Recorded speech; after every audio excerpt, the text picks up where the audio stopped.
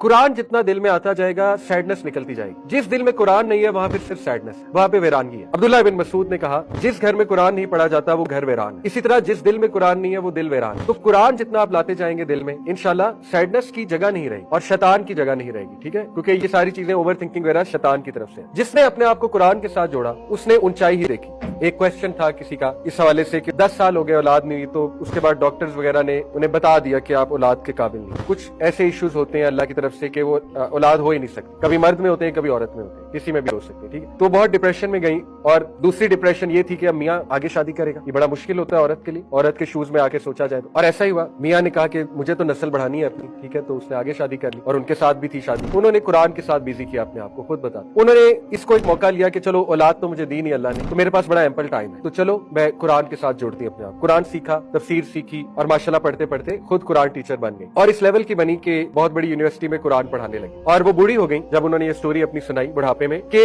अल्लाह ताला ने मुझे इतने बच्चे दिए कैसे, जिस यूनिवर्सिटी में पढ़ाती हूँ वो सारे मेरे स्टूडेंट मेरी औलाद की तरह है और वो मेरी औलाद से भी ज्यादा सिंसियर है मेरे साथ। मेरे लिए गिफ्ट्स लाते हैं, मेरी इज्जत करते हैं, मेरे पैर दबाते हैं। अल्लाह ने मुझे औलाद की कमी वहां से पूरी कर दी और अल्लाह ताला ने मेरा सदका जारिया इतना बना दिया कि वो मुझसे कुरान सीख कर गई हैं और वो आगे कुरान का काम कर रही है। ये बड़ी मोटिवेशनल स्टोरी है कि जिसने कुरान के साथ अपने आप को जोड़ा उसके पास फिर इन चीजों का टाइम नहीं होता, गम में बैठने का और फजूलियात का। ठीक है, अपनी जिंदगी बर्बाद करने का।